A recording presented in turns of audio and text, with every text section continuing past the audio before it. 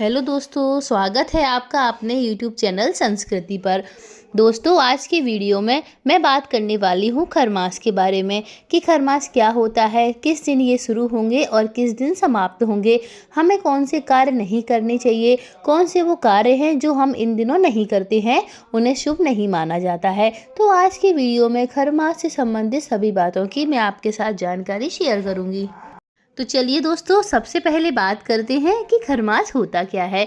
देखिए, भगवान सूर्यदेव हर महीने में राशि परिवर्तन करते हैं और भगवान सूर्यदेव एक राशि से दूसरी राशि में जाते हैं, तो उस दौरान को ही सूर्य संक्रांति कहा जाता है।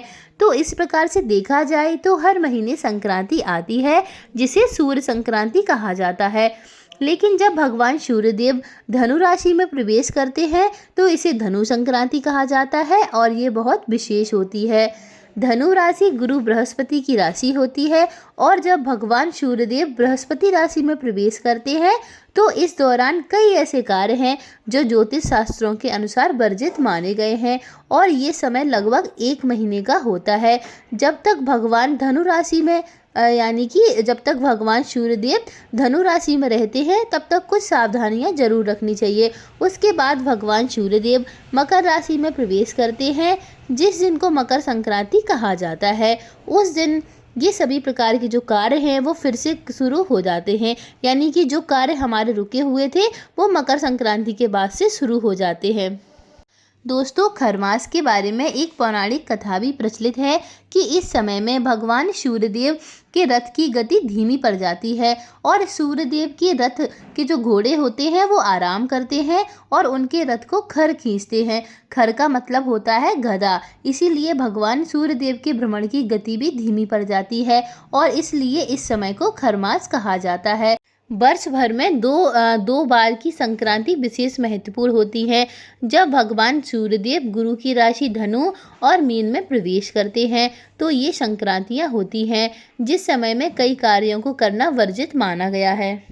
तो खरमास के दौरान ऐसे कौन से कार्य हैं जो हमें नहीं करने चाहिए, वो मैं आपको वीडियो के आगे बताऊंगी। अभी हम बात करते हैं कि खरमास का प्रारंभ कब हो रहा है और खरमास कब समाप्त हो रहे हैं। तो देखिए, जब भगवान सूर्यदेव वृश्चिक राशि से धनु राशि में प्रवेश करते हैं उसी समय से खरमास का प्रारंभ हो जाता है, मतलब उसी दिन से। तो यानी कि 16 दिसंबर 2023 को शाम 3:58 पर भगवान सूर्यदेव वृश्चिक राशि से धनु राशि में प्रवेश करेंगे। तो 16 दिसंबर से खरमास का आरंभ हो जाएगा और खरमास का समापन होगा 15 जनवरी 2024 को। तो ये लगभग 30 दिन का समय होता है जिसे खरमास कहा जाता है। इस समय में कोई भी शुभ या मांगलिक कार्य नहीं किए जाते हैं।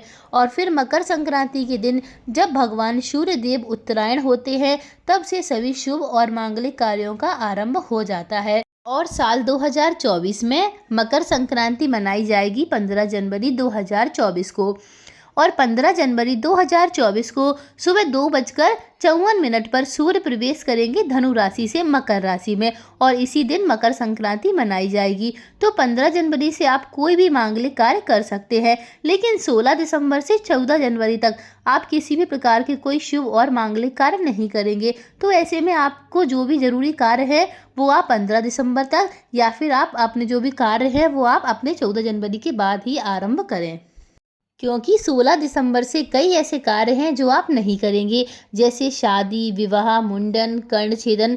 कर्णछेदन का मतलब होता है जो छोटे बालकों के जो कान छेदे जाते हैं उनको कर्णछेदन बोला जाता है। तो ये कार्य भी खरमास में नहीं किए जाते हैं। खरमास के दौरान आप नए घर में प्रवेश नहीं कर सकते हैं, यानी कि आपने अगर नया घर बनवाया है तो आप उसमें गृह प्रवेश नहीं करेंगे।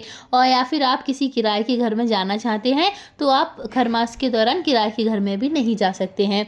आप कोई ज़मीन लेना चाहते हैं, कोई प्रॉपर्टी या घर खरीदना चाहते हैं, कोई गाड़ी लेना चाहते हैं या फिर किसी प्रकार का छोटा या बड़ा वाहन खरीदना चाहते हैं, तो भूल से भी खरमास के दौरान ये सारे कार्य जो हैं हमें बिल्कुल भी नहीं करने चाहिए। और यदि आप कोई नया व्यापार या कार्य शुरू करना चाहते हैं या कोई छोटी सी दुकान शुरू करना चाहते हैं जो कि आप पहली बार कर रहे हैं, तो भूल से भी आपको खरमास के समय में नहीं करना चाहिए। और खरमास में हमें विशेषकर इस बात का ध्यान रखना चाहिए कि खरमास के समय में बहू बेटियों की विदाई भी नहीं करनी चाहिए। जैसे ससुराल से मायके आना, मायके से ससुराल आना, तो ये सारे कार्य हमें खरमास के दौरान नहीं करने चाहिए। और ख़ासकर जो नई नई शादी होती है जिन बेटियों की, तो उनको भी खरमास के दौरान ससुराल से मायके और मायके से ससुराल नहीं जाना चाहिए। अब बहुत से लोगों का सवाल आता है कि क्या कोई भी कहीं इधर उधर नहीं जा सकता? तो खरमास के दौरान अगर आपको बहुत ज़रूरी कार्य है तो ही आप जाइएगा, नहीं तो आप अपने घर में रहें इस 1 महीने के दौरान। क्योंकि खरमास के दौरान स्थान परिवर्तन नहीं किया जाता है। कहते हैं कि इससे आर्थिक परेशानियां बढ़ती हैं, ग्रह क्लेश होता है, तो खरमास के दौरान हमें इन बातों का विशेष रूप से ध्यान रखना चाहिए। अब और जिन बेटियों की नई नई शादी हुई है उनको तो इस बात का विशेष रूप से ध्यान रखना चाहिए। तो चलिए बात करते हैं अगले नियम की कि वो कौन सा नियम है जो हमें खरमास के दौरान नहीं करना चाहिए। तो खरमास के दौरान सुहागिन महिलाओं को कुछ विशेष बातों का ध्यान जरूर रखना चाहिए। तो नियम के अनुसार सुहागिन महिलाओं को खरमास के दिनों में सुहाग की कोई भी सामग्री नहीं खरीदनी चाहिए, जैसे चूड़ी, बिछिया, पायल, सिंदूर, बिंदी, ये सभी जो चीज़ें होती हैं वो हमें खरमास के दौरान बिल्कुल भी नहीं खरीदनी चाहिए, क्योंकि ये सभी चीज़ें सुहागिन महिलाओं के लिए बहुत कीमती होती हैं या यूँ कहा जाए कि अनमोल होती हैं। तो ऐसे दिनों में, जिन दिनों को अशुभ माना जाता है, उन दिनों में ऐसी चीज़ों को भूल कर भी नहीं खरीदना चाहिए। लेकिन मान लीजिए कि आपको नहीं पता है, आपने ये सारी चीज़ें ले ली हैं, तो आप उनका प्रयोग मत कीजिएगा, आप इनको रख दें और मकर संक्रांति के बाद ही इन चीज़ों का प्रयोग करें। लेकिन इन दिनों हमें इनके प्रयोग से बिल्कुल भी बचना चाहिए, इस बात का हमें विशेष रूप से ध्यान रखना चाहिए। और कहीं कहीं क्या नियम होता है कि मतलब किसी किसी क्षेत्र में ऐसे भी नियम होते हैं कि इस दौरान हम कोई भी नए वस्त्र या फिर कोई भी नया सूट वगैरह नहीं पहनते हैं। तो आपके यहाँ जैसा नियम होता हो, आप उन नियमों का पालन आवश्यक रूप से आपको करना चाहिए। देखिए, हमारे बुजुर्गों ने जो भी नियम बनाए हैं उनका कोई ना कोई मतलब तो होता होगा, बेशक आपको समझ में ना आए, लेकिन अगर आपके घर में जो भी नियम है उनका आपको पालन करना चाहिए, क्योंकि 1 महीने की बात होती है, 1 महीने तो हम इन सारे नियमों का पालन कर सकते हैं। और एक बात और कि अगर आप इस दौरान अपना घर बनवाना चाहते हैं, यानी कि इस दौरान आप अपना नया घर बनवाना चाहते हैं, घर की नींव डलवाना चाहते हैं, तो इस 1 महीने के दौरान आपको अपने घर की नींव नहीं डलवानी है, क्योंकि इस समय हमें कोई भी ऐसा शुभ कार्य नहीं करना है जिसमें आप चाहते हो कि आपको सफलता मिले। और हाँ, अगर आप कोई भी इस दौरान व्रत शुरू करना चाहते हैं, जैसे बृहस्पतिवार, गुरुवार, शुक्रवार, सोमवार, तो इस 1 महीने के दौरान, यानी कि जो खरमास का समय होता है, उस दौरान हमें कोई भी व्रत शुरू नहीं करने चाहिए। और बहुत से लोगों का ये भी प्रश्न होता है कि इस दौरान क्या हम अपने व्रत का उद्यापन कर सकते हैं? तो इस दौरान आप अपने व्रत का उद्यापन नहीं कर सकते हैं, क्योंकि ये भी एक तरह का शुभ कार्य होता है और खरमास के दौरान हमें कोई भी शुभ कार्य नहीं करना है। तो 16 दिसंबर से 14 जनवरी तक आप ध्यान रखेंगे कि आप कोई भी नया कार्य शुरू नहीं करेंगे और ना ही अपने व्रत का उद्यापन करेंगे। तो इस बात का हम खरमास के दिनों में विशेष रूप से ध्यान रखेंगे। अब बात करते हैं कि खरमास के दौरान हमें क्या करना चाहिए जिससे हमारे घर में सुख समृद्धि बनी रहे, सूर्य देव की कृपा बनी रहे और भगवान बृहस्पति देव की कृपा बनी रहे। तो देखिए, खरमास के दिनों में सूर्य देव की आराधना करनी चाहिए। जैसे आप सुबह भगवान सूर्य देव को जल अर्पित करें, जैसा कि आप करते ही होंगे। यदि आप जल अर्पित नहीं करते हैं तो खरमास के दौरान आपको भगवान सूर्य देव को जल जरूर से ही अर्पित करना चाहिए। इस दौरान हमें भगवान सूर्य देव की आराधना करनी चाहिए, उनके मंत्रों का जाप करना चाहिए और भगवान सूर्यदेव को जल अर्पित करना चाहिए। इससे हमें कई गुना पुण्य फल प्राप्त होता है। तो ये कार्य हमें खरमास के दौरान जरूर ही करने चाहिए। और इसके अलावा आपको इस समय भगवान बृहस्पति देव की भी आराधना करनी चाहिए।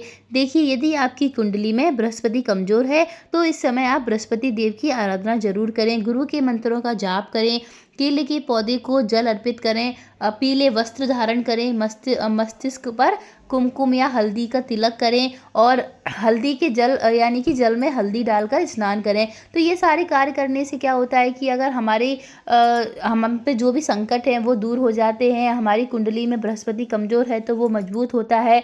अगर आप अपने जीवन से परेशान हैं तो आपके जीवन की कई कठिनाइयाँ दूर होती हैं और ये समय बहुत अच्छा है भगवान बृहस्पति देव और भगवान सूर्य देव की आराधना करने का।